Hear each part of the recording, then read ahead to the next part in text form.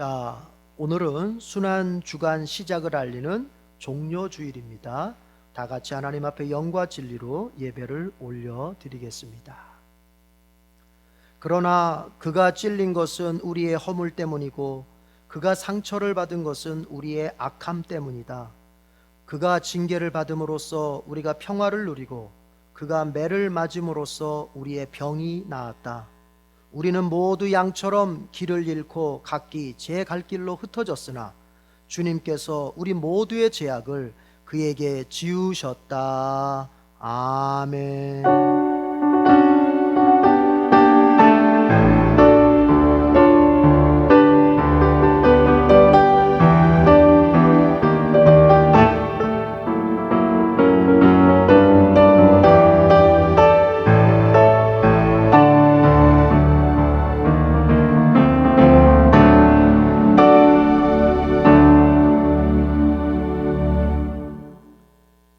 영과 진리로 예배하는 자들을 찾으시는 하나님 아버지, 어려운 상황이지만 예배의 마음을 주셔서 주님을 찾고 주님을 경배케 하시니 감사합니다.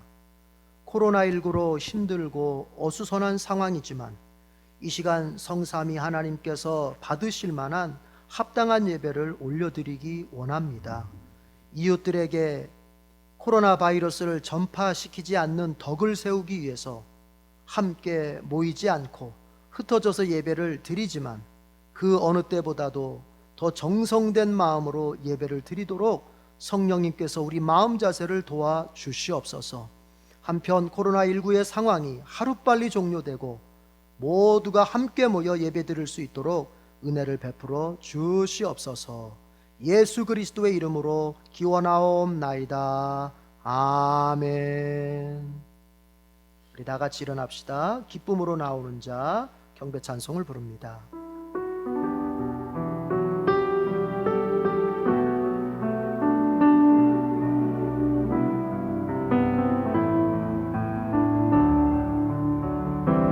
주께 감사하며 찬송하고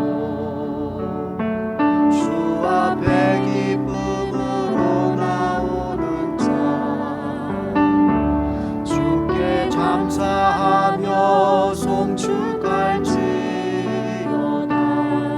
그 이름을 송축할지어다.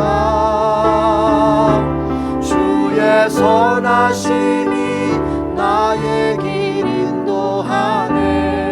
주의 인자하신 사랑은 변치 않네. 주의 성실하심 날 위해 일하시니 은혜가 대대에 이르리라.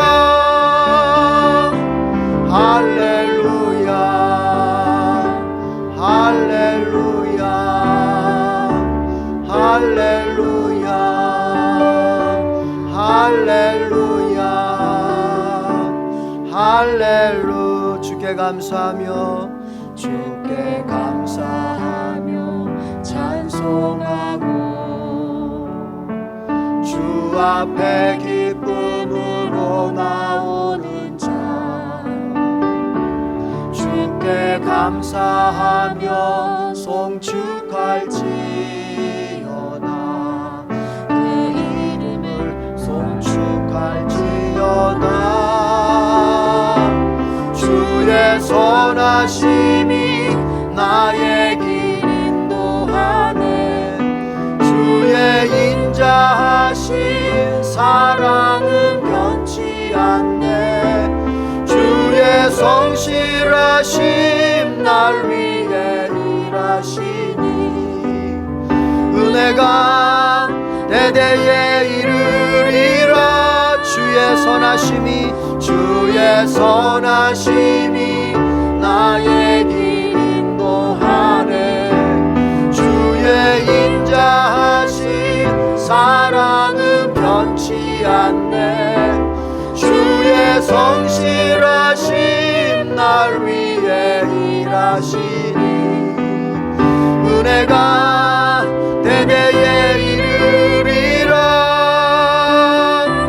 할렐루야 할렐루야 할렐루야 할렐루야 할렐루야.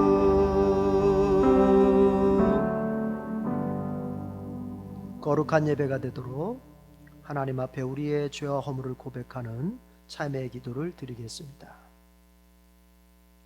주님, 우리에게는 십자가의 주님, 예수님의 구주 되심을 고백하는 믿음은 있지만 예수님의 주님 되심을 고백하는 믿음은 없어서 삶의 방향을 선택하는 일에는 실패합니다.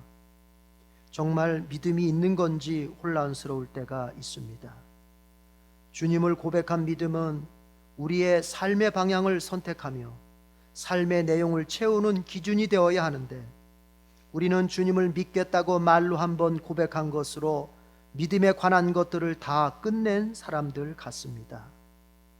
주님을 영접한 우리에게는 성도로서 살아가야 할 삶의 원리들을 성경과 역사를 통해서 계속 배우고 또한 배운 원리들을 기준 삼아서 자아관, 가정관, 인생관, 직업관, 정치관, 경제관 등등에서 삶의 내용들을 선택하고 추구해야 될 텐데 주님을 향한 믿음은 천국 갈 때나 쓰고 현실에서는 불신자와 똑같이 세상 사람들이 옳다고 하는 것을 또 내 취향에 옳게 보이는 것을 선택할 때가 많습니다.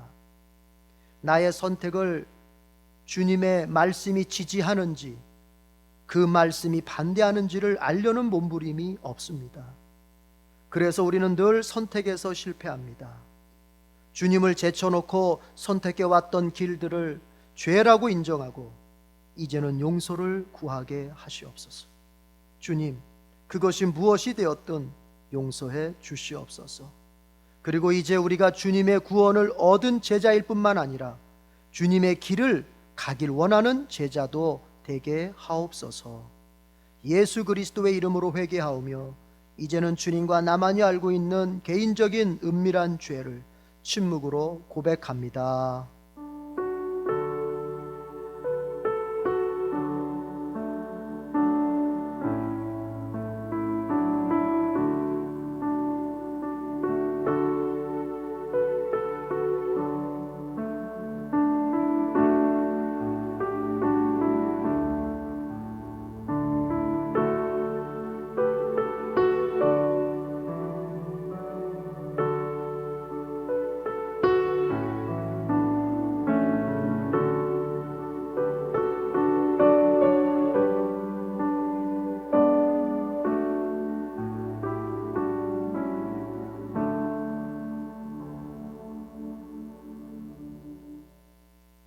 하나님께 참여하는 모든 사람들에게 우리 주님은 용서의 말씀을 이렇게 베풀어 주십니다. 내가 너의 죄를 짙은 구름을 거두듯 없애버렸으며 너의 죄를 안개처럼 사라지게 하였으니 나에게로 돌아오라. 내가 너를 구원하였다. 아멘.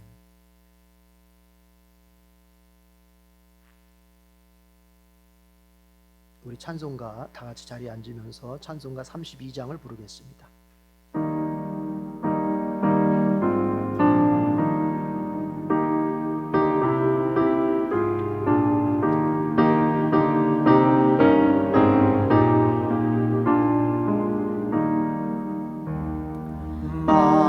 만유의 주제 존귀하신 예수 사람이 되신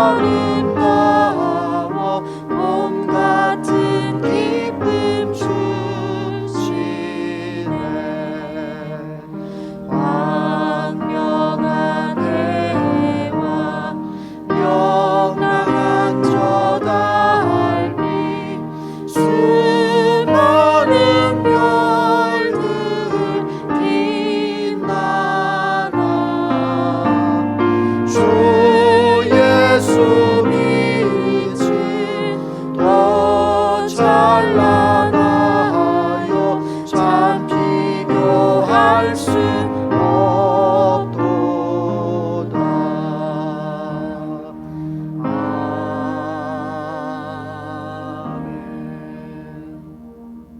사도신경으로 믿음을 고백합니다.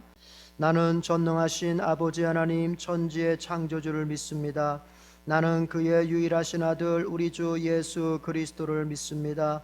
그는 성령으로 잉태되어 동정녀 마리아에게서 나시고 본디오 빌라도에게 고난을 받아 십자가에 못 박혀 죽으시고 장사된 지 사흘 만에 죽은 자 가운데서 다시 살아나셨으며 하늘에 오르시어 전능하신 아버지 하나님 우편에 앉아 계시다가 거기로부터 살아있는 자와 죽은 자를 심판하러 오십니다. 나는 성령을 믿으며 거룩한 공교회와 성도의 교제와 죄를 용서받는 것과 몸의 부활과 영생을 믿습니다. 아멘. 시편 118편 24절에서 29절의 말씀으로 성시를 교독하겠습니다. 시편 118편 24절에서 29절의 말씀입니다.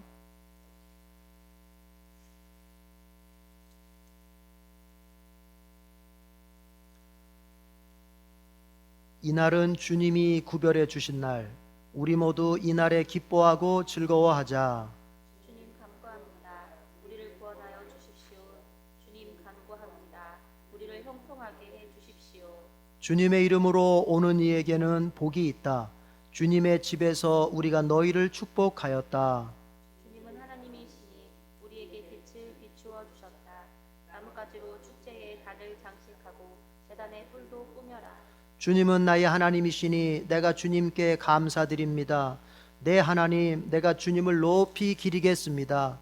주님께 감사하여라. 그는 선하시며 그의 인자하심이 영원하다. 아멘. 이 시간 우리 찬송가 144장을 부르겠습니다.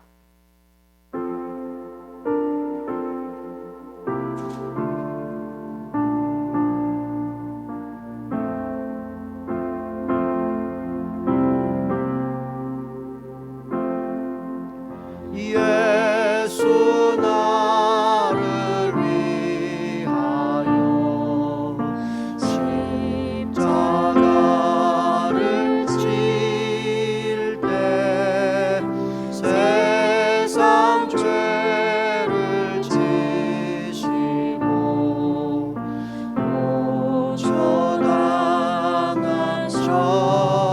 고초당하셨네.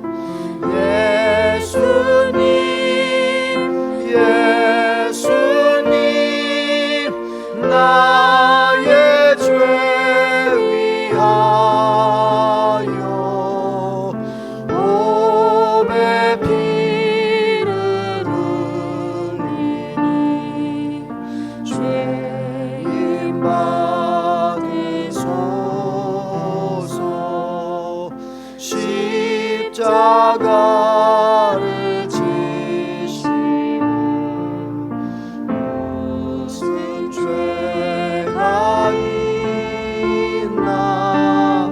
저 무지한 사람들 메시아 죽였네. 예수님 나의 죄 위하여 몸에 피를 흘리니 죄인 받으소서. 피와 같이 붉은 죄 없는 이가 없네.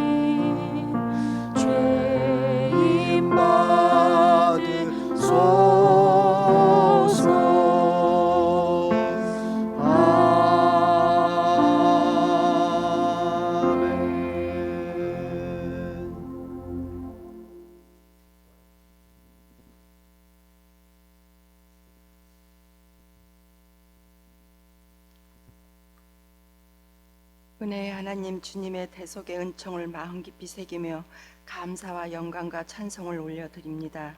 주님의 십자가로 구원해 주심에 감사드리며 종려주일과 고난주간을 맞아 경건한 마음으로 예배를 드리게 하시니 감사합니다. 사랑의 하나님, 우리에게 부활의 확신을 주시려고 주께서 우리 삶 속에서 이루신 일들을 우리가 언제나 기억하게 하소서. 우리가 이 확신을 지니고 살아갈 수 있도록 도와주시고 위대한 것들을 잘 간직하게 하옵소서. 주님의 높으신 이름을 의지하며 주님 앞에 나아갑니다.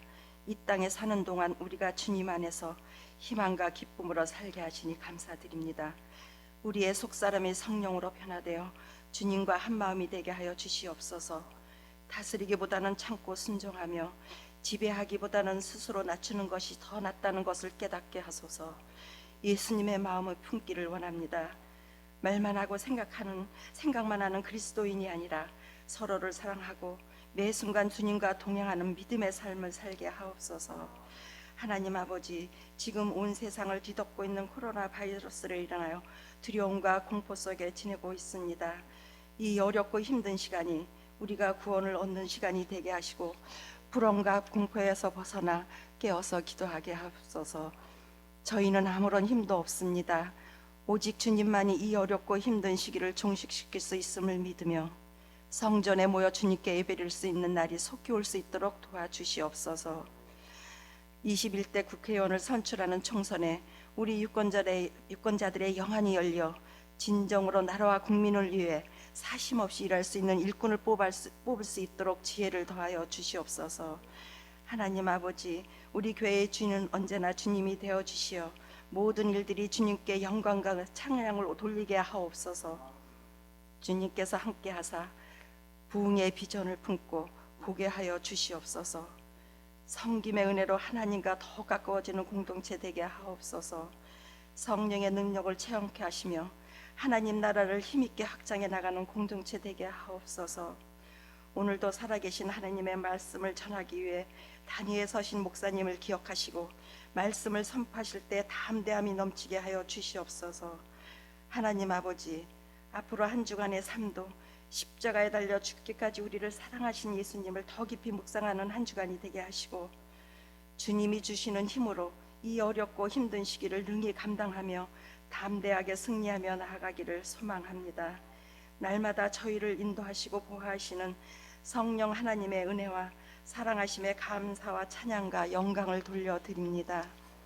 오늘 예배의 모든 시간이 오직 주님 한 분만 영광 받으시기를 바라며 이 모든 말씀 우리 주 예수 그리스도의 이름으로 기도드립니다. 이제는 주님께서 가르쳐 주신 기도를 드리오니 하늘에 계신 우리 아버지, 아버지의 이름을 거룩하게 하시며 아버지의 나라가 오게 하시며 아버지의 뜻이 하늘에서와 같이 땅에서도 이루어지게 하소서. 오늘 우리에게 일용할 양식을 주시고 우리가 우리에게 잘못한 사람을 용서하여 준 것 같이 우리 죄를 용서하여 주시고 우리를 시험에 빠지지 않게 하시고 악에서 구하옵소서. 나라와 권능과 영광이 영원히 아버지의 것입니다. 아멘.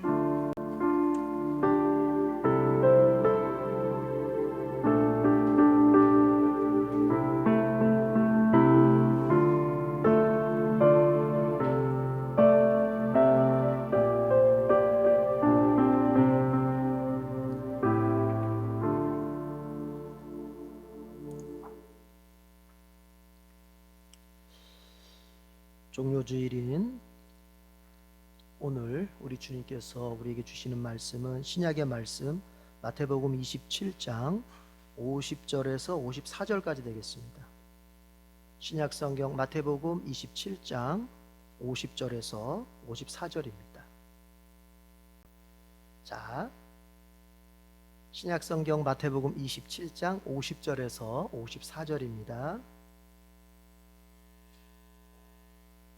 신약 성경 마태복음 27장 50절에서 54절. 자, 교독해 볼까요? 제가 한 절, 여러분 한 절. 예수께서 다시 큰 소리로 외치시고 숨을 거두셨다.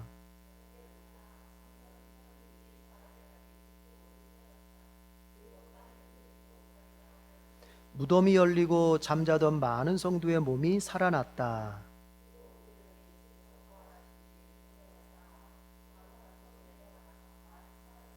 같이 하죠.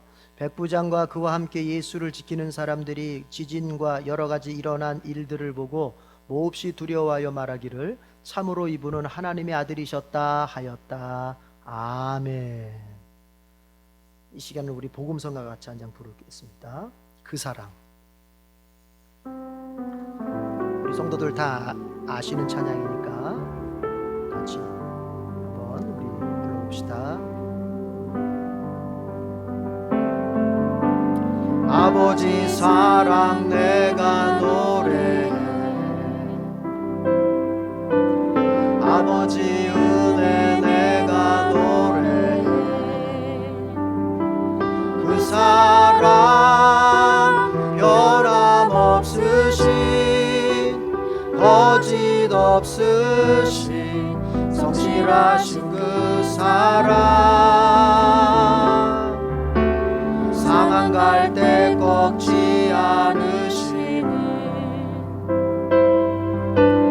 꺼져가는 등불 끄지 않는 그 사랑, 변함없으신 거짓 없으신 성실하신 그 사랑,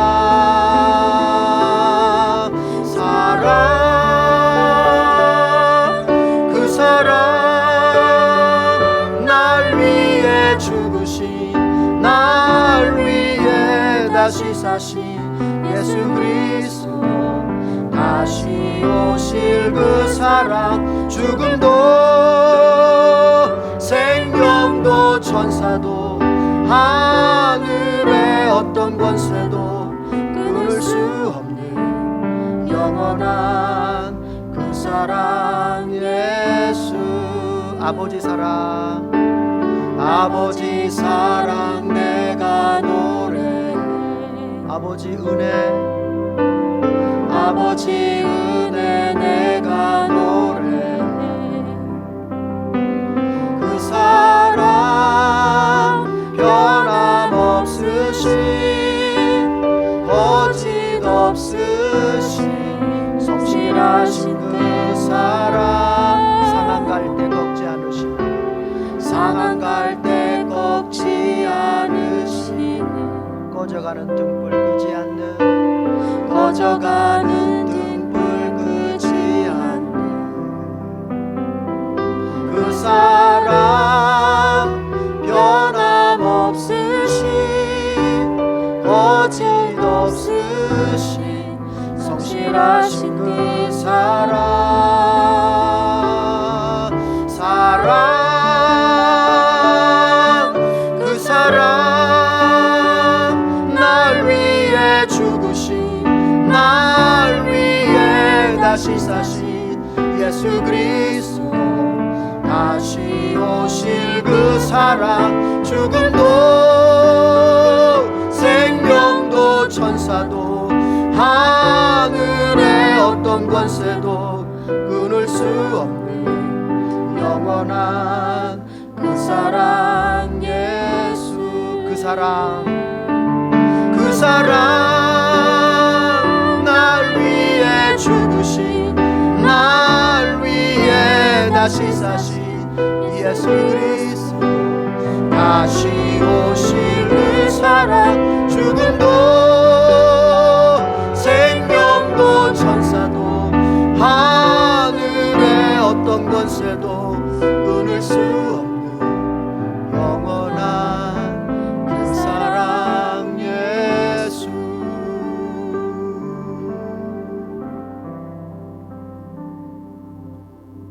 기도하겠습니다. 하나님 아버지, 시간 우리에게 큰 은혜를 내려주시옵소서. 특별히 저희들이 종료주의를 맞이해서 그리스도의 십자가 죽으심에 대하여 우리가 본문을 읽고 이제 말씀을 듣습니다. 주님, 우리에게 큰 깨달음을 주시옵소서. 큰 믿음을 주시옵소서. 예수 그리스도의 죽음 속에 놓여진 하나님의 은혜들이 어떤 것들인지 우리가 알아듣게 하시고, 그것을 붙잡고 영적으로 현실적으로 또 살아낼 수 있는, 성공적으로 감당해낼 수 있는 우리 성도들 되게 주시옵소서. 성령님이 우리 지성 속에 역사하셔서 지혜와 계시의 정신으로 알아듣게 하시고, 우리의 감성 속에 역사하셔서 뜨거운 마음으로 말씀을 아멘하게 하시고 우리 의지 속에 역사하셔서 그 말씀 붙들고 삶을 살 수 있도록 도와주시옵소서. 우리 성령님 함께 하실 것을 바라옵고 예수님의 이름으로 기도드립니다. 아멘. 자, 한번 따라 합시다. 예수님의 죽음은 많은 열매를 맺었다. 오늘 설교의 제목입니다. 예수님의 죽음은 많은 열매를 맺었다. 지금 전 세계가 질병과 죽음으로 공포를 떨고 있습니다. 우리나라뿐만 아니라 전 세계가 그렇습니다. 많은 사람들이 죽었습니다. 코로나19로 인해서 많은 사람들이 죽음의 슬픔 속에 지금 놓여져 있습니다. 그런데 얼마 전에 제가 뉴스를 보는데 그 모 뉴스 채널에서 뭐 그런 얘기를 했었죠. 그때가 어린 학생이 이제 죽었어요. 어린 학생이 죽었는데 이렇게 멘트를 했어요. 기자가 다행히 코로나19가 아닙니다. 이게 국민들의 마음을 되게 공분을 일으켰죠. 죽었는데 코로나19가 아니라서 다행이라는 거예요. 죽은 게 다행하다는 거예요. 이게 국민들 마음을 굉장히 아프게 했어요. 무슨 의미인지는 알겠어요. 무슨 의미인지. 그러나 그 죽음에 대해서 적당하지 않은 말을 했다. 또 그런가 하면 또 뉴스에서 그런 실수를 하더라고요. 막 지금 우리 이 나라에 많은 사람들이 죽어가고 있는데 그러나 우리의 숫자가 유럽에 비하자면은 이건 너무 적다. 유럽에 비하자면은 죽은 사람들의 숫자가 너무 적다는 거예요. 그러면서 이거는 뭐 그때 그런 얘기를 얼핏 들은 것 같아요. 뭐 축하할 일이다. 뭐 이런 얘기를 들은 것 같은데 이게 또 국민들 마음에 공분을 일으켰어요. 그럼 왜 이런 일이 벌어지는가? 그 죽음이 나와 직접적인 관계가 없기 때문에 그런 거예요. 그 죽은 사람들이 나하고 관계가 없기 때문에 그 죽음은 나에게 커다란 슬픔이 될 수가 없어요, 사실은. 만약에 그 죽은 어린 학생이나 그 돌아가신 어르신이 나의 가족이었거나 내가 아주 사랑하는 지인이었다면은 그렇게 뉴스를 할 수는 없을 거예요. 그렇게 평할 수는 없을 거예요. 그렇죠? 그건 무슨 얘기예요? 나와 관계가 없을 때 그 죽음은 나에게 슬픔이 될 수 없어요. 나에게 의미가 있을 수가 없어요. 관계가 없기 때문에.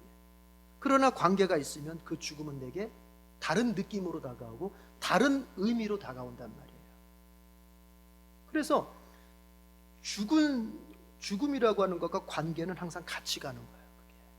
여러분, 우리가 이 사람이 그리스도인인가 그리스도인이 아닌가를 딱 잘라서 우리가 구별할 수 있습니다. 뭘 가지고요?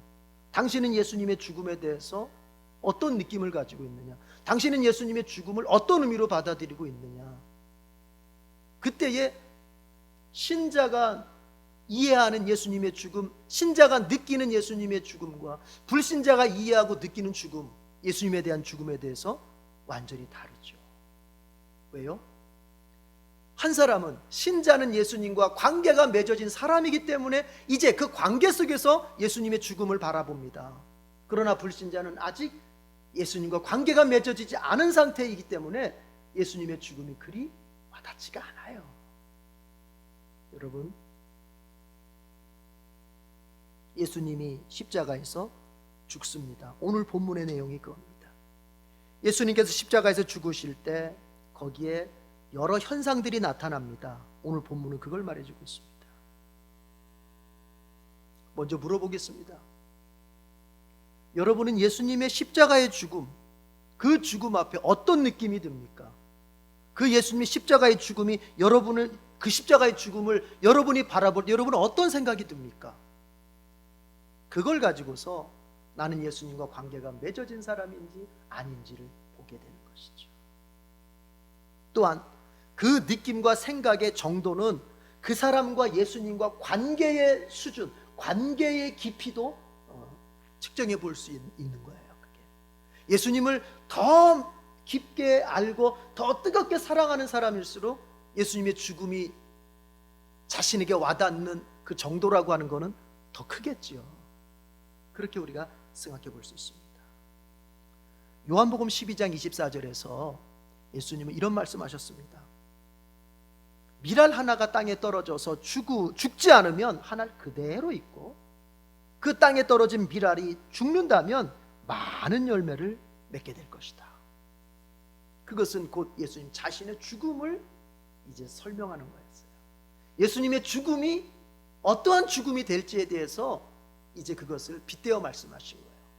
예수님 자신이 한 알의 밀알인데 이제 죽을 때 많은 열매를 맺게 될 것이다. 여러분, 오늘 예수님이 십자가에서 죽으시는데 그것으로 말미암아 벌써 본문에서만 해도 여러 가지 열매들이 맺어집니다. 그래서 오늘 설교는 예수님의 죽음의 의미를 우리가 들여다보면서 어떤 열매들이 맺어졌는지 살펴보려고 합니다. 자, 예수님의 죽음은 어떤 죽음이었을까 한번 봅시다. 여러분, 첫 번째 따라합시다. 미리 알고 준비한 죽음. 예수님의 죽음은요, 미리 알고 준비한 죽음입니다. 자, 앞으로 좀 가십시다. 26장 2절을 보십시다. 마태복음 26장 2절. 자, 읽어봅시다. 마태복음 26장 2절 같이 읽습니다. 우리 가정에서도 다 같이 읽습니다. 시작. 너희가 아는 대로 이틀이 지나면 유월절인데 인자가 넘겨져서 십자가에 달릴 것이다. 십자가에 달릴 것이다. 죽는다는 얘기죠. 이틀 지나면 나 죽게 된다. 예수님 자신의 죽음을 사실은 여기뿐만 아니라 이미 제자들한테 수차례 걸쳐서 말씀하십니다. 내가 종교 지도자들에게 또 정치 지도자들에게 넘겨져 가지고 내가 이제 죽게 될 것이다. 그러나 그것이 끝이 아니고 사흘 만에 다시 살아날 것이고 내가 너희보다 먼저 갈릴리로 갈 것이다. 이런 얘기를 하시거든요. 그러니까 예수님은 자신의 죽음을 아세요. 또 유다에 대해서 얘기하면서도 그렇게 말씀하셨어요. 너희 중에 하나가 나를 배반할 것이다. 나는 성경에 기록된 대로 그대로 떠나가지만 차라리 그는, 유다는 태어나지 않는 것이 더 좋았을 것이다. 예수님은 구약 성경이 예언한 대로 그대로 진행되고 있는 자신의 인생에 대해서 알고 계신단 말이에요. 이제 곧 죽게 된다는 것도 알고 계신단 말이에요. 그래서 예수님의 죽음은 몰라가지고 어쩌다가 당한 죽음이거나 힘이 없어서 그렇게 당한 죽음이 아니에요. 예수님은 알고서 이미 준비한 죽음이다. 여러분, 우리가 죽을 걸 알고 있습니다. 그렇지 않습니까? 자, 그런데 준비는 하고 있습니까? 우리 자신이 죽을 걸 알고 있어요. 그러나 준비는 어떠냔 말이에요. 예수님은 자신이 죽을 걸 아셨어요. 그리고 그것을 준비하셨어요. 겟세마네 동산에 가서 기도하시며 준비하셨어요.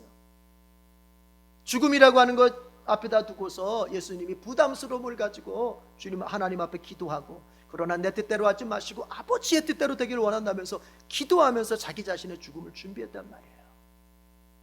여러분, 우리는 어떻습니까? 준비하고 있습니까? 오히려 죽음을 회피하고 영원히 살 것 같은 착각으로 현실을 살아가고 있지는 않습니까? 그건요, 지혜롭지 못한 인생이에요. 전도서를 보면은요, 지혜로운 인생에 대한 말씀들이 참 많습니다. 전도서를 아주 잘 읽어봐야 돼요. 전도서 이렇게 말을 하죠. 먼저 때가 있다고 말합니다. 모든 만사는 때가 있다는 거예요. 심을 때가 있으면 뽑을 때가 있고, 세울 때가 있으면 무너뜨릴 때가 있고, 태어날 때가 있으면 죽을 때가 있다는 거예요. 그 때를 알고 사는 사람이 지혜로운 사람이라는 것입니다. 내가 태어났습니다. 여기까지 살아왔습니다. 그러면 나도 언젠가는 죽을 때가 있을 것입니다. 이걸 알고 이걸 준비하고 사는 사람이, 이 사람이 지혜로운 사람이다. 그런가 하면 전도서는 또 이렇게 말합니다. 지혜로운 사람은 초상집을 찾아간다. 그러나 무지한 사람, 지혜롭지 못한 사람은 잔치집을 찾아간다. 무슨 의미입니까? 초상집에 가면 뭐합니까? 그 초상집에 가서 우리가 이제 문상을 하면서 뭐합니까? 아, 이 사람도 이렇게 갔는데 나도 곧 갈 텐데 내가 나의 남은 인생 어떻게 살아야 될까? 짧게나마 비록 그 자리에 있었을 때뿐이라도 우리는 잠시 생각을 하게 되는 거죠. 그러나 잔치집에 간 사람은 어떻습니까? 그 사람은 순간순간 재미로만 사는 거예요.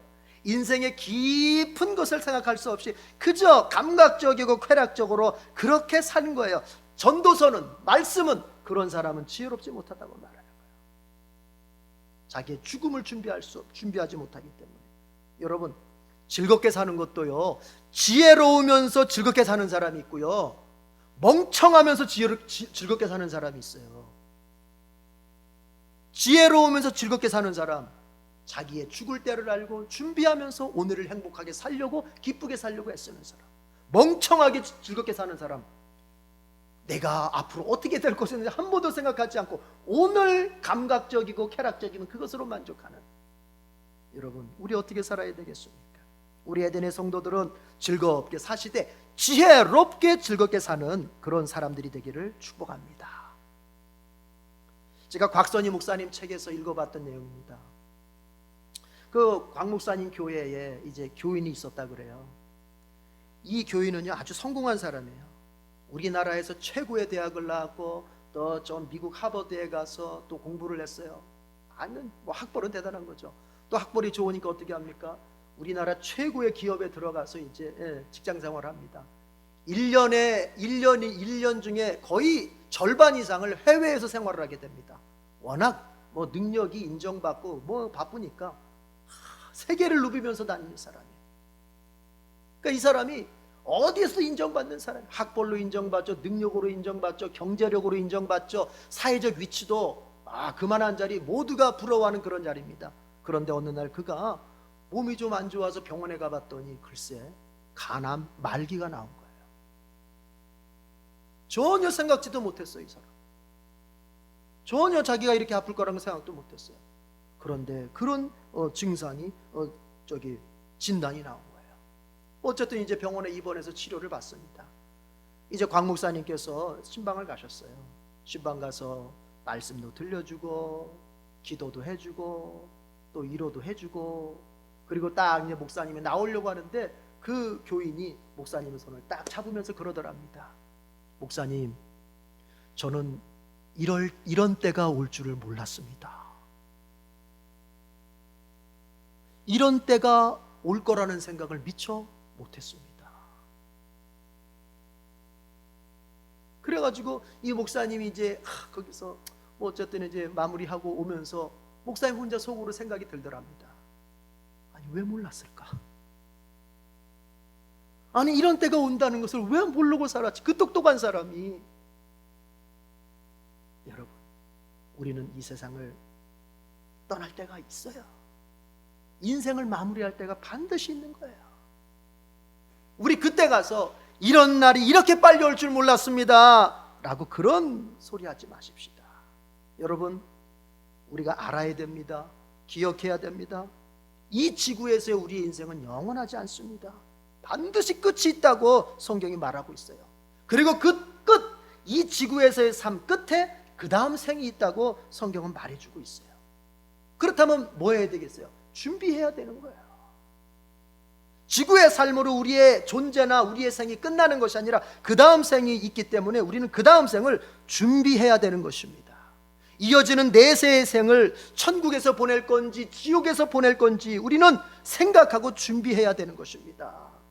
물론 우리 에덴의 모든 교우들이 천국을 준비할 수 있기를 축복합니다. 요즘 들어보면요, 뭐 고령화 시대를 맞아서 이모작 인생, 야, 인생 이모작을 해야 되는데 내가 은퇴 후에 내가 어떻게 좋습니다. 뭐 이제 우리가 아무래도 평균적으로 옛날보다는 더 오래 사니까 그 노령의 시대를 준비하는 것 좋습니다. 지혜롭습니다. 필요합니다. 그러나 여러분 잊지 마실 것은, 기억할 것은, 진정한 인생의 이모작은 천국 영생을 준비하는 거예요. 다음 생에서 내가 천국에서 누릴 영생을 준비하는 것, 이것이 인생의 진정한 이모작인 것입니다. 다시 한번 여러분에게 들려주고 싶습니다. 누구든 떠날 때가 있습니다. 미리 알아야 됩니다. 그리고 준비해야 됩니다. 우리 예수님은 자신이 이 세상을 떠날 것을 아셨고 십자가에서 죽을 걸 아셨고, 그래서 그분은 늘 준비해 왔습니다. 제자들을 가르쳐 대비시켜 놨고, 그리고 십자가에 대한 부담감도 겟세마네 동산에서 기도로 다 떨쳐내셨습니다. 그리고 이제 십자가에서 자신의 모든 소임을 이루시면서 이제 운명하시게 되는 것입니다. 이게 멋진 인생이에요. 따라합시다. 미리 알고 준비한 죽음. 예수님의 죽음은 이거예요. 두 번째는 뭐냐? 예수님의 죽음은 스스로 생명을 내어준 죽음입니다. 스스로 생명을 내어준 죽음. 자, 50절 우리 본문으로 다시 와서 50절을 읽어보겠습니다. 50절 다 같이 읽어봅시다. 시작. 예수께서 다시 큰 소리로 외치시고 숨을 거두셨다. 우리 성경에는 아주 간단하게 나왔죠, 그렇죠? 예수님께서 숨을 거두셨다. 큰 소리로 여기 큰 소리로 외쳤다는 건 뭐냐면은 막 비명을 질렀단 말이 아니라 우리 예수님 십자가에서 가상칠언이라는 게 있잖아요. 십자가 위에서 하신 7마디 말씀이 있잖아요. 가상칠언이라고. 그 중에서 이제 따져보니까 이때의 얘기는 예수님께서 6번째 말씀, 7번째 말씀 하셨을 것 같아요. 다 이루었다. 6번째 말씀, 아버지여 내 영혼을 아버지 손에 맡깁니다. 7번째 말씀 하시고 돌아가신 것 같아요. 그게. 자, 그런데 여기 우리 성경에는 숨을 거두셨다 이렇게 나왔잖아요. 번역을 했잖아요. 근데 제가 볼 때는 이게 완벽한 번역이 아닙니다. 여러분 원문으로 볼 것 같으면 조금 의미가요, 이것보다 조금 이어하고는 좀 달라요. 이게 보면 아페켄토 푸뉴마라는 말인데, 아페켄이라는 말은 뭐냐면은 내 안에 있는 걸 갖다가 밖으로 내보내는 걸 말하는 거예요. 푸뉴마라고 하는 것은 우리 영어로 말하면 스피릿, 영혼을 말하는 거예요. 영혼. 그러니까 여긴 숨이라고 이제 번역을 했어요. 괜찮아요, 그것도. 근데 영혼이라고 번역하는 게 더 낫지. 그러니까 이게 내보내는 거예요. 내 안에 있는 영혼을 내보내는 거예요. 그러니까 이게 숨을 거두셨다 그러면 예수님께 십자가 못 박혀가지고 시간이 지나면서 점점 이제 본인도 이제 어쩔 수가 없으니까 이제 죽어가는구나. 이게 수동적으로 죽은 것 같잖아요. 시간이 돼서. 그러나 그런 의미가 아니에요. 원문으로 볼 것 같으면 뭐냐? 예수님이 능동적으로 자기의 영혼을 내보내버리는 거예요. 자신이 능동적으로 죽음으로 가는 거예요. 예. 이게 수동적인 죽음의 능동적인 죽음이다. 뭐냐? 자신의 생명을 밖으로 내보내는 거예요. 여러분, 예수님의 십자가의 죽음은 어쩔 수 없이 죽음을 당하는 그런 수동적인 입장이 아니라 죄인을 구속하기 위해서, 죄인에게 죄사함을 주기 위해서 오히려 선택하시는 능동적인 죽음이라는 것입니다. 그래서 영어 성경이 오히려 좀 더 번역을 잘했어요. He gave up spirit. He gave up spirit. 우리가 give up 그럼 뭐예요? 포기한다는 말 아닙니까? 그러니까 예수님이 자기의 영혼을 포기했다는 거예요. 내보냈다는 거랑 비슷한 거예요. 포기했다는 거야, 이게. 왜요? 내가 죽어야 저들이 구원받기 때문에. 네. 그래서 이거는 뭐냐? 자신의 생명을 내어주는 거예요, 능동적으로. 예수님의 죽음은 어쩔 수 없는 죽음. 자기도 어찌할 바를 몰라서 내몰려서 죽는 죽음이 아니라 자기 스스로가 죄인들을 구원하기 위해서 자기의 생명을 기꺼이 내어주는, 우리 권사님한테 내어주고 우리 곽 집사님한테 내어주고 우리 최 집사님한테 생명을 내어주기 위해서 자기가 내어주는 죽음을 선택하시는 거예요. 여러분, 예수님께서는 저와 여러분을 구하시기 위해서 자기 생명을 내어주셨습니다. 이것이 바로 십자가 사건이에요. 힘이 없어서가 아닙니다. 능력이 없어서가 아닙니다. 이렇게 생명을 내어줘야만 죄인을 구속할 수 있기에 예수님은 스스로 죽음을 통해서 자기의 생명을 내어주신 것입니다. 그럼 이제 생각해봐요. 자기의 생명까지 스스로 이렇게 내어주신 그분이 우리에게 무엇을 아끼시겠습니까? 우리를 위해서 못해주실 것이 무엇이 있겠습니까? 우리의 생을 살아가면서 우리가 주님 앞에 구할 때 생명까지도 내어주신 그분이 우리에게 무엇을 인색하게 구시겠냔 말이에요. 그래서 주님께서는 구하라 말씀하시는 거예요. 나는 너희들에게 아까워하는 게 없다. 구하라. 여러분, 구하시길 바라요. 예수님의 이 사랑을 여러분이 꼭 붙잡길 바랍니다. 따라합시다. 예수님은 나를 위해 생명을 내어주셨다. 이거 하나만요 정말 믿음으로 진정으로 믿는다면 우리가 인생 살면서 두려울 게 없어요. 여러분 안에 이것이 믿음으로 장착될 수 있기를 바랍니다. 자, 또 세 번째 예수님의 죽음은 어떤 죽음입니까? 예수님의 죽음은 하나님과 관계를 회복시킨 죽음입니다. 하나님과 우리의 관계를 회복시킨 죽음, 하나님과 관계를 회복시킨 죽음이에요. 자, 51절을 다 같이 읽어봐요. 51절 다 같이 시작. 그런데 보아라, 성전 휘장이 위에서 아래까지 두 폭으로 찢어졌다. 그리고 땅이 흔들리고 바위가 갈라지고. 예수님이 죽으셨을 때 몇 가지 이제 이적들이 일어났어요. 그래서 우리가 먼저 첫 번째 그러면 성전 휘장이 찢어졌어요. 그 땅이 막 흔들려, 지진이 났어요. 바위가 갈라졌어요. 바위가. 그리고 무덤이 열리고 막 죽었던 사람들이 막 살아나고 이런 이적들이 일어났는데, 첫 번째가 뭐냐? 성전의 휘장이 위에서부터 아래로 쫙 찢어. 이게 완전히 이게 분리가 됐다는 의미예요. 분리가 됐다는 의미. 이게 두 개로 딱 나눠진 거예요. 어정쩡하게 찢어진 게 아니라 쫙 찢어가 두 개가 됐다는 소리예요. 마태는요 이걸 굉장히 중요하게 봤던 것 같아요. 이 이적을, 이 사건을 굉장히 중요하게 봤던 것 같아요. 그래서 우리가 51절에 보면 그런데 보아라, 이게 세번역 성경이 훨씬 나아요. 이게 개역개정에는 없어요, 이런 표현이. 그런데 보아라, 이게 뭐예요? 지금 자기가 하고자 하는 말에다 집중을 시키는 것. 헬라어로 말하면 카이 이두 이렇게 하는 거예요.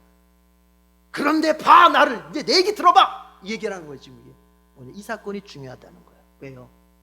여러분, 우리가 구약을 배울 때 성막을 배웠잖아요. 성막은 어떻게 돼 있습니까? 앞에 성소가 있고 뒤편에 이제 지성소가 있잖아요. 그 성소와 지성소 사이를 가르는 휘장이 있지 않습니까? 그 휘장이 항상 쳐져 있잖아요. 1년 365일 24시간 쳐져 있잖아요. 그런데 그 휘장이 찢어져 버렸다는 거예요. 위에서부터 아래로 두 쪽 났다는 거예요.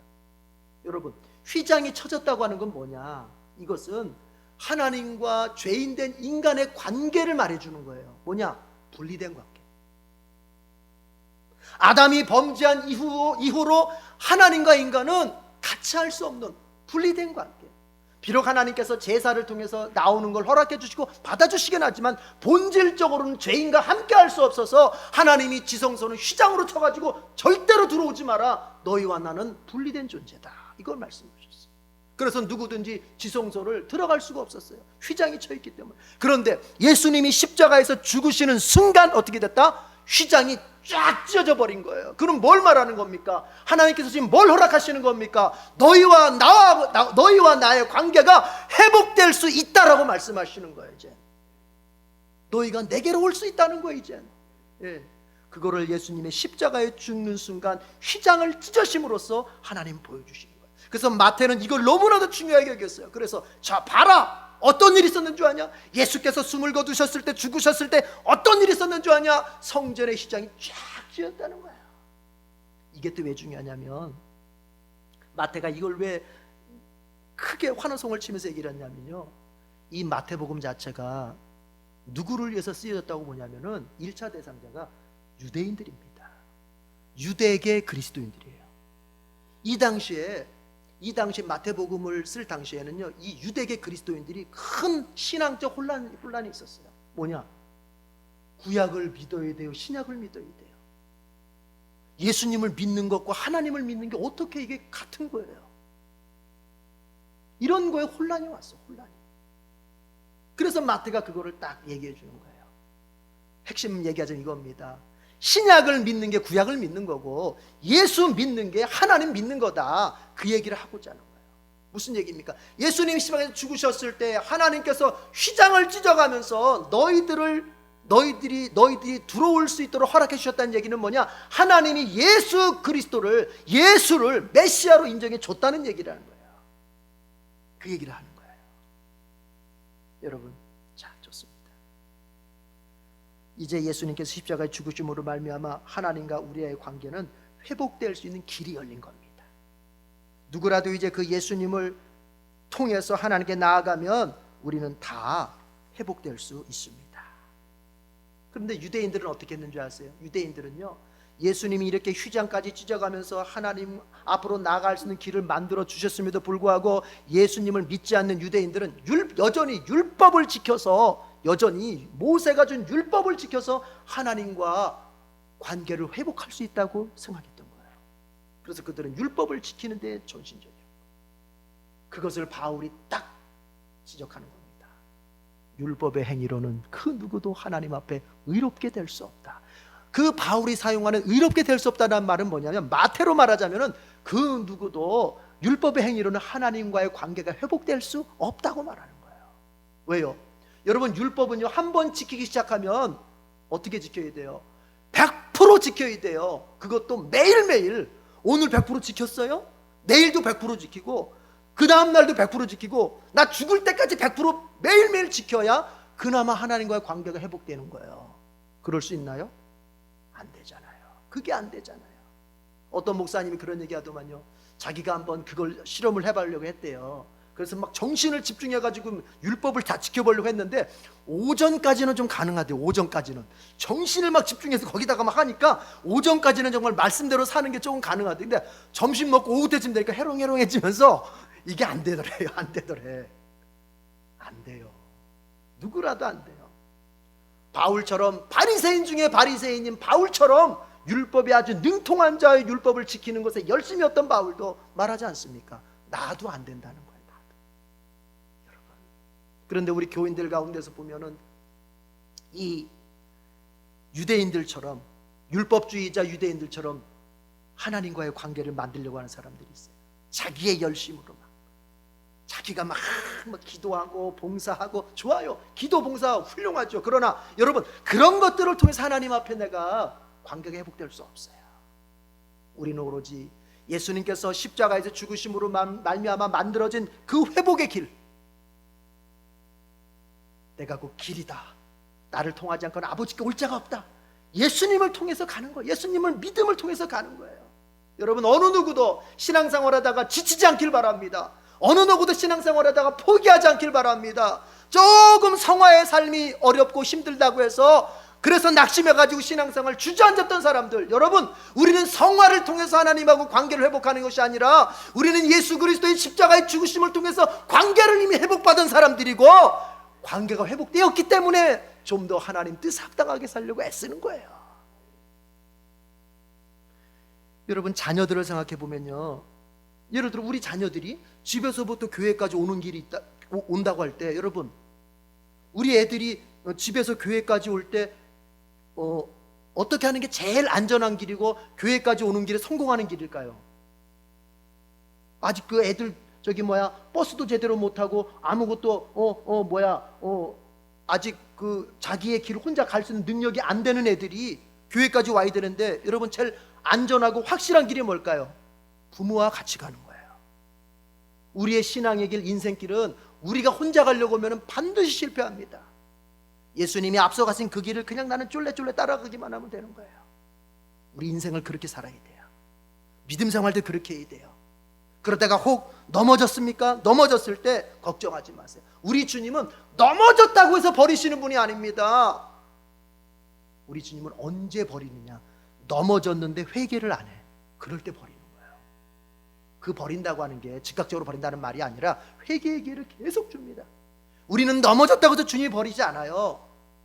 우리는 넘어졌어도 빨리 주님은 약했습니다, 부족했습니다 하면 우리 주님은 다시 언제 그랬냐는 듯이 다시 또 일으켜 주시면서 같이 가는 거예요.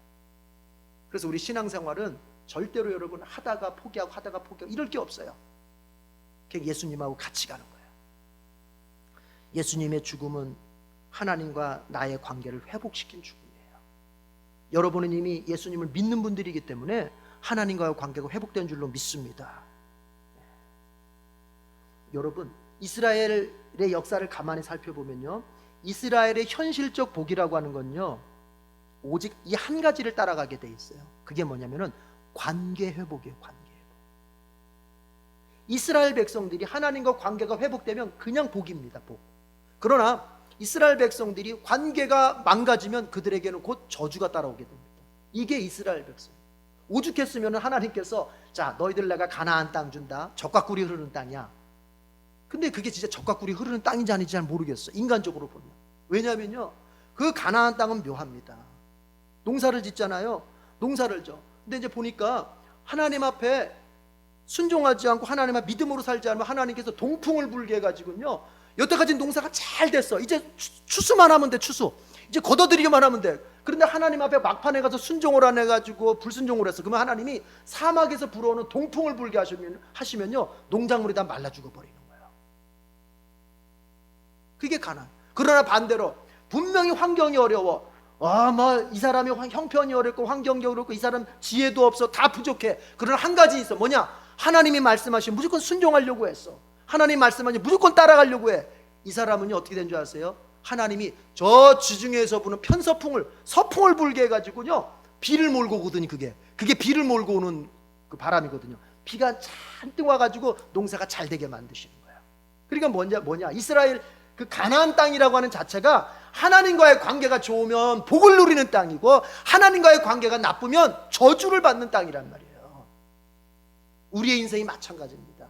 신자의 인생이 마찬가지. 이거 불신자는 냅두고 신자의 인생이 그렇습니다. 하나님과의 관계가 회복되고 그 회복된 관계를 잘 만들어가는 사람은 더 많은 복을 누리게 되는 것이죠. 그러나 하나님과의 관계가 망가지기 시작하면 인생도 망가지는 거예요. 예수님께서 하나님과 우리의 관계를, 망가졌던 관계를 회복시켜 주셨습니다. 우리는 아무쪼록 성령 충만해서 이 회복된 관계를 잘 만들어 가야 되겠습니다. 잘 유지해 가야 되겠어요. 그럴 때 여러분의 인생 속에 하나님이 큰 복들을 주실 것입니다. 자, 네 번째로 이제 마지막으로 예수님의 죽음은 어떤 죽음이었느냐? 죽은 자의 부활을 일으킨 죽음입니다. 죽은 자의 부활을 일으킨 죽음. 자, 52절 다 같이 읽어볼게요. 52절 다 같이 시작. 무덤이 열리고 잠자던 많은 성도의 몸이 살아났다. 여러분, 예수님이 십자가에 죽는 순간 이적이 나타나는데, 신비한 일이 나타나는데, 그 중에 하나가 뭐냐면 죽은 자들의 무덤이 열려요. 죽은 자들의 무덤. 잠자던 사람이라고 하는 건 죽은 사람을 말하는 거예요. 여기 많은 성도라고 하는 것은 이건 신약의 성도를 말하는 게, 아직 교회가 안 생겼잖아요. 이것은 구약의 백성들 가운데서 경건한 사람들 있잖아요. 믿음으로 살았던 사람들. 그 사람들이 많이 살아난 거예요. 이건 뭘 우리에게 보여주느냐? 여러분, 예수님께서 십자가에 죽으심은 앞으로 우리가 누리게 될 부활을 예표해 주는 겁니다. 그분은 죽으셨지만 사흘째 살아나셨잖아요.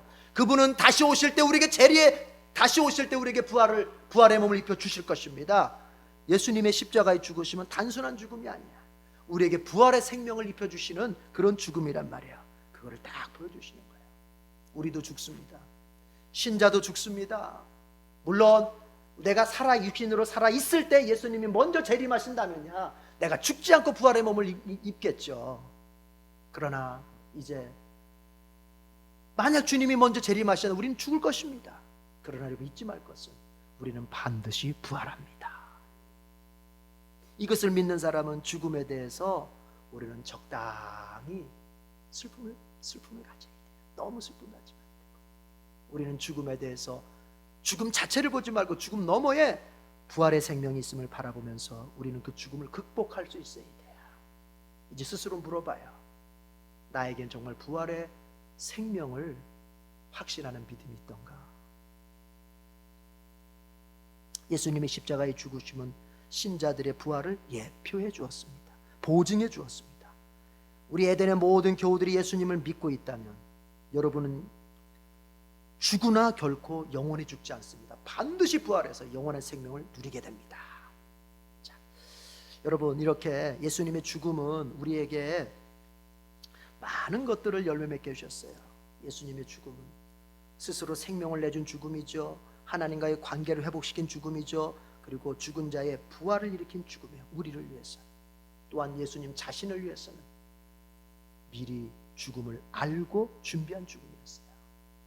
여러분, 이제 예수님께서 이렇게 자신의 죽음을 통해서 우리에게 주시는 좋은 것들을 나에게 실제 효력이 미치게 만들어야 될 텐데, 안다고 다가 아니에요. 아, 예수님의 죽음에 이런 의미들이 있고 이런 열매들이 있구나, 안다고 다가 아니에요. 믿어야 되는데, 그 효력이 있어야 되는데, 예수님의 그 죽음이 나에게 효력을 미쳐야 되는데, 그러려면 어떻게 해야 되느냐? 54절 보겠습니다. 예수님의 죽으심이 내게 효력으로 나타나기 위해서는 54절 다 같이 시작. 백부장과 그와 함께 예수를 지키는 사람들이 지진과 여러 가지 일어난 일들을 보고 몹시 두려워하여 말하기를 참으로 이분은 하나님의 아들이셨다 하였다. 백부장과 예수님의 십자가의 죽음을 옆에서 지켜보던 그 로마의 군인들이 갑자기 이런 마음이 들었어요.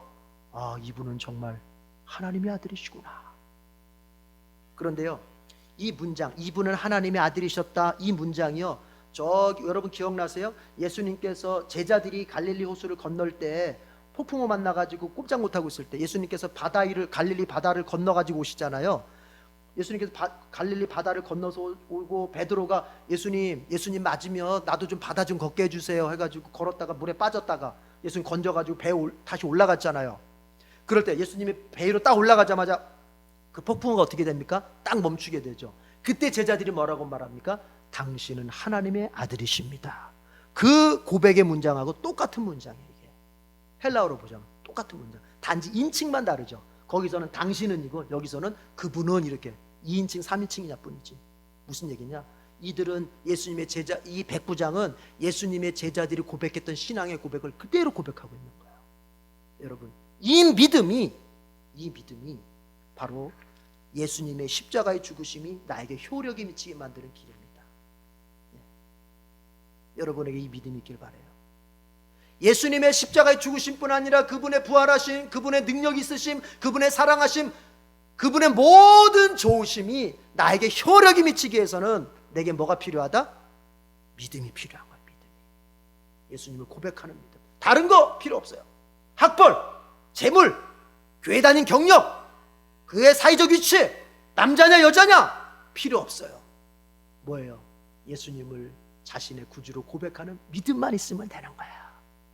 여러분이 이 믿음으로 예수님의 생명과 그리고 그 생명으로부터 흘러나오는 많은 복들을 누리실 수 있기를 축복합니다.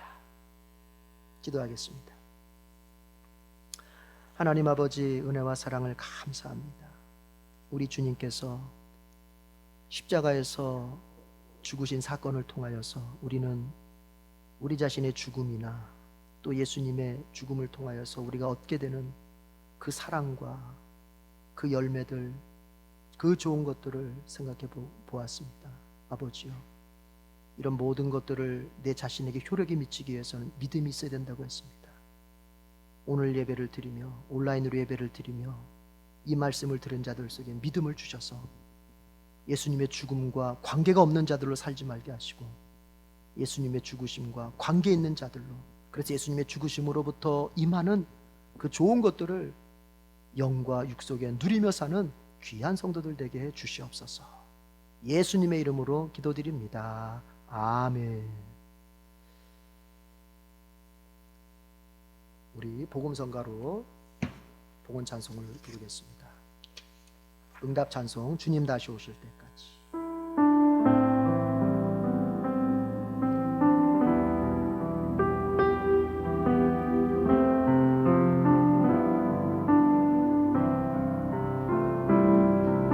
주님 다시 오실 때까지 나는 이 길을 가리라. 좁은 길 나의 십자가 지고 나의 가는 이 길 끝에서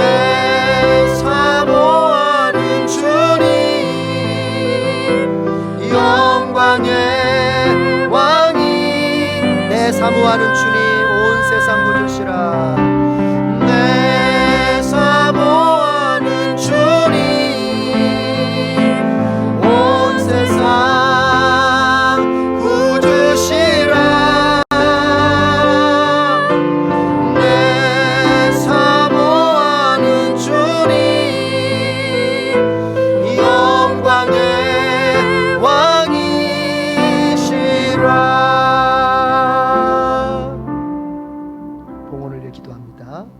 하나님 아버지, 우리를 위하여 생명까지 아낌없이 내어주신 그 사랑을 깨닫고 그 사랑을 이제 확신하면서 주님 앞에 예물로 그저 감사의 마음을 표하고자 합니다.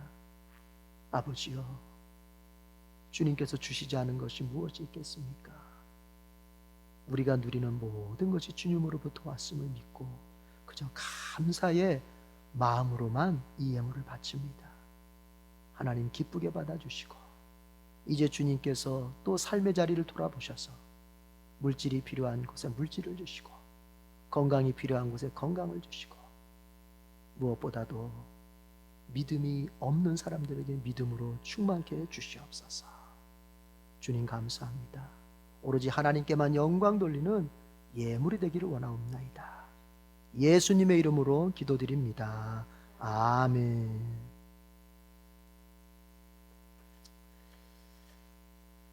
교회 소식을 보겠습니다.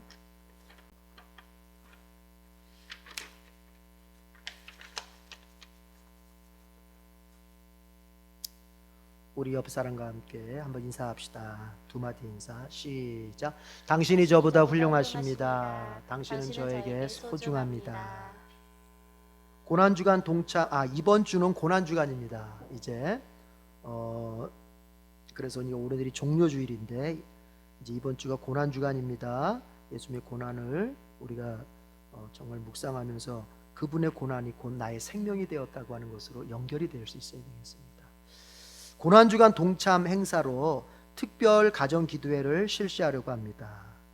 우리가 매년 이때쯤이면 특별 저녁 기도회나 특별 새벽 기도를 했는데 지금은 모이기가 좀 어렵습니다. 그래서 우리가 특별 가정기도회를 실시합니다. 기간은 월요일부터 토요일입니다. 시간은 저녁 8시부터 8시 30분 정도입니다. 이때에 이제 여러분들은 가정예배 이제 드리듯이 같이 모여서 찬송하고 말씀 같이 또 나누고 그리고 같이 이제 몇 가지의 제목으로 가족이 서로 이제 합심해서 기도하는 거예요, 같이. 그래서 해당일 이제 그 당일에 성경 본문과 찬송 이런 것들은 제가 이제 그날 구역장 통해서 오전에 제가 이제 보낼 거예요. 아시겠죠?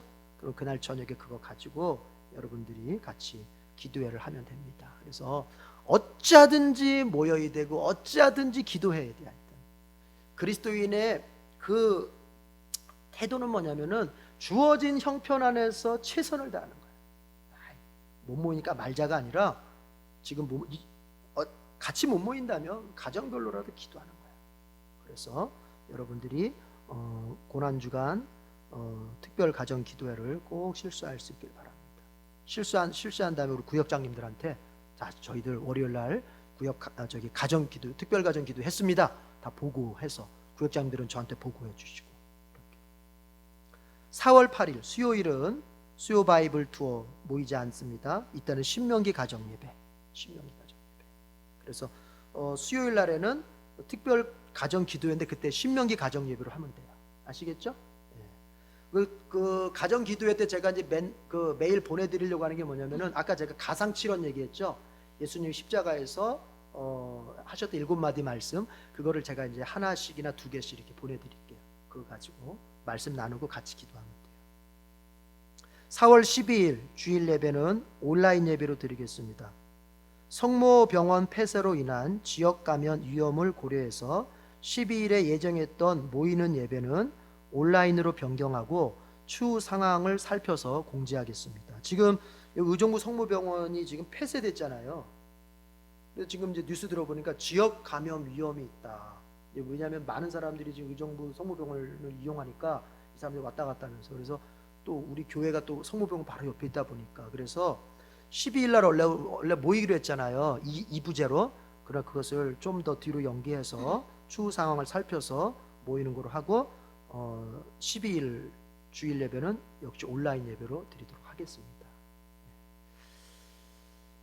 그리고 다음 주일이죠. 그러니까 12일이죠. 12일을 그냥 부활절로 지키도록 하겠습니다. 제가 지난번에 광고할 때 5월 17일이 이제 부활절로 지키자고 했는데 보니까 우리 교단도 왔다 갔다 하는 것 같아요. 그게 또 왔는데 보니까 뭐 4월 12일에 이제 부활절 지키실 분들은 또 이렇게 와서 그래서 얘네들도 정신이 없구나. 우리는 우리대로 해야 되겠다 해서 4월 12일 다음 주 그냥 그대로 지키겠습니다. 왜냐하면 그래도 될 만한 것이 우리가 지금 어떤 큰 행사를 기획하고 그냥 그러진 않잖아요. 그 5월 17일 한다고 해서 뭐 별다른 게 사실은 행사적인 면에서 그게 그렇게 없으니까 여전히 5월 17일에 지키는 거나 4월 17일에 지키는 거나 내가 볼 땐 틀리지 않다 보고, 다만 그때 이제 제가 지난주 5월 17일 얘기했던 거는 좀 한국교회에 동참하는 의미에서 같이 하려고 했던 건데 이게 다 보니까 지금 안 되는 것 같아요. 교회 가치가 자 함께 하는 게.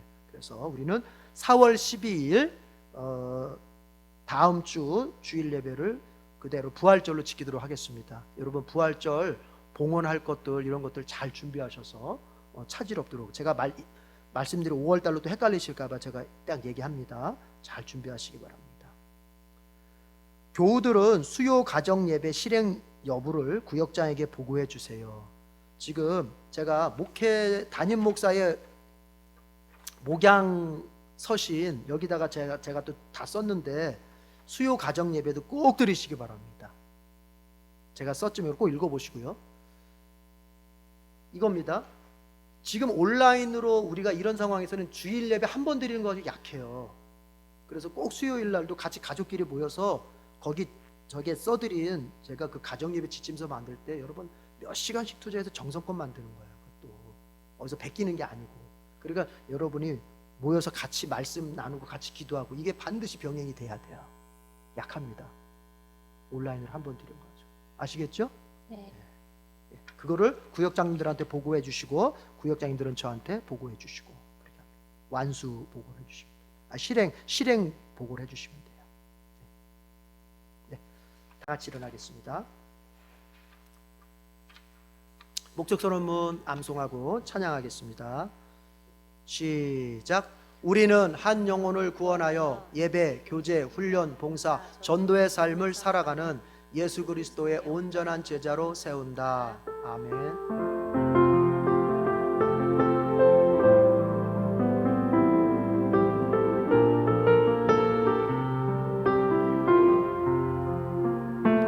우리는 한 영혼을 구원하여 예배, 교제, 훈련, 봉사, 전도의 삶을 살아가는 예수 그리스도의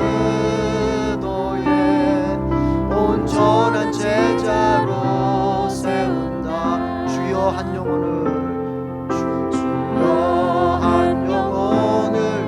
구원해 주소서. 주여 그 이름을 불러 주옵소서. 간절히 기도드리오니 구원하소서. 함께 천국에서 주를 뵙게 하소서. 내 입술은 연약하나 주는 강하시니 내 입술이 주 전할 때 능력 나타내소서. 주여 한 영혼을 구원하소서. 닫힌 마음 문을 열어주소서. 주여 그 이름을 불러주소서. 거절할 수 없는 은혜 주소서. 성령님 능력으로 예수님의 권세로 나를 사용하사 구원하소서. 사랑하는 성도 여러분, 예수님이 십자가에서 죽으셨습니다. 물론 그분은 3일 만에 다시 살아나셨지요. 예수님의 죽음은 미리 알고 준비한 죽음이었습니다. 예수님의 죽음은 스스로 생명을 내어준 죽음이었습니다. 예수님의 죽음은 하나님과의 관계를 회복시킨 죽음이었습니다. 예수님의 죽음은 죽은 자의 부활을 일으킨 죽음이었습니다.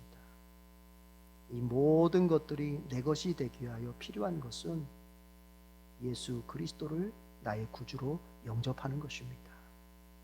이렇게 믿어서 예수님의 죽으심과 부활까지 여러분의 인생 속에, 영혼 속에 좋은 것으로 효력을 미칠 수 있기를 축복합니다.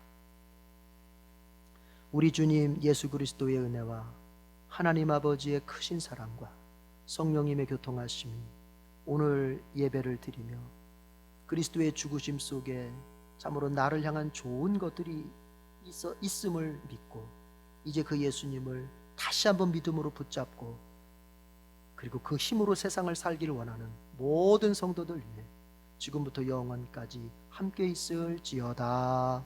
아멘.